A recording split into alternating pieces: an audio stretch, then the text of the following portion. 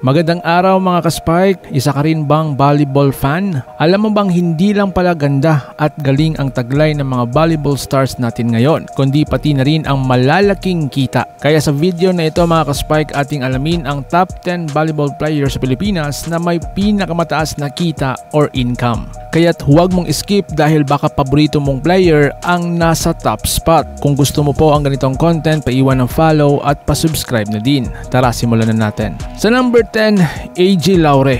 Kilala sa UAAP at PBL, si AJ Laure ay hindi lang mahusay sa court, kundi pati sa social media endorsements. May mga brand deals siya mula sa sportswear, skincare at food chains. Tinatahak na rin niya ang pagiging vlogger kaya may extra income siya mula sa YouTube.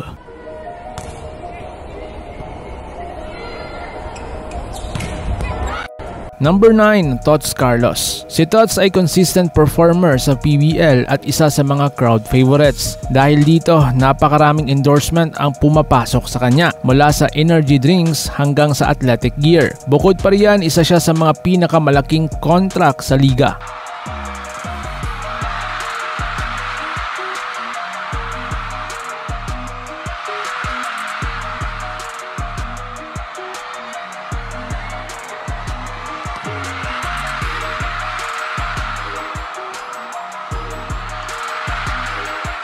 Number 8, Ria Meneses. Si Ria ay hindi lang middle blocker, kundi isa ring top tier athlete na napakaraming endorsements. Kasama na rito ang fitness brands at food companies. Reliable siya sa PBL at napapabilang sa mga top paid sa kanyang team.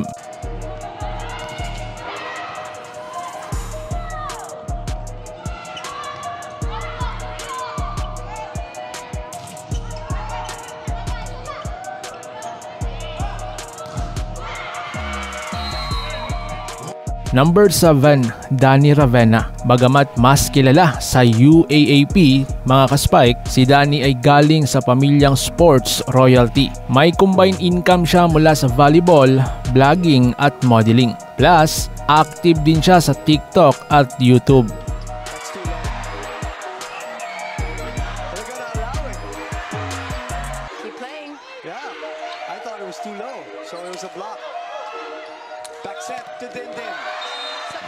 Number 6, Kim Pajardo. Veterana na pero solid pa rin ang performance. May multiple sponsorship si Kim mula sa sports apparel at health supplements. Kasama rin siya sa mga brand campaigns kaya consistent ang kita. Are already double digits as is Alieva with both of them with 11 points.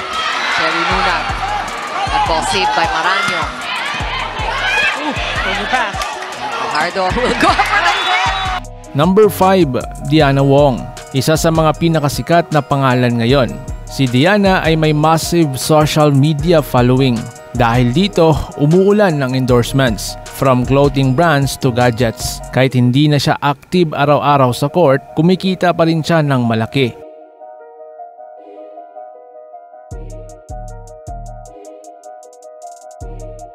Number 4, Kat Arado. Isa sa mga best liberos ngayon. Bukod sa PBL earnings, may mga deal din si Kat sa skincare at lifestyle brands. Ginagamit siya bilang ambassador sa iba't ibang campaigns.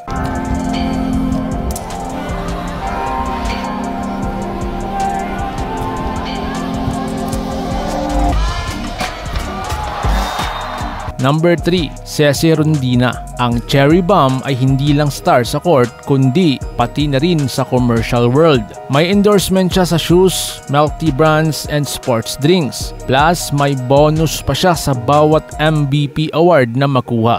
As Franny was reporting about the mental necessities of this game, we exactly saw what happened there and the ball being dropped by the Farm Fresh Foxes. This is a lively exchange.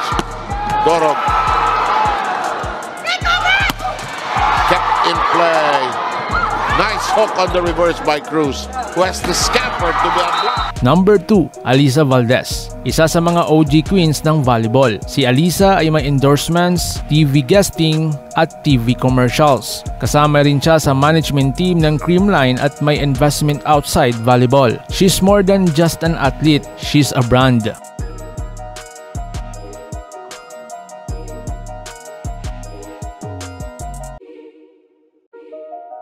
Ang pinakauna sa ating pwesto, number 1, Angel Canino. Bagong superstar pero sobrang lakas ng hatak. Si Angel ay may endorsements, TV appearance at social media brand deals. May malaking kita siya mula sa PBL contract niya at may rumors pa na may talent fee siya sa bawat event na sinasalihan. Sa murang edad, super milyonarya na.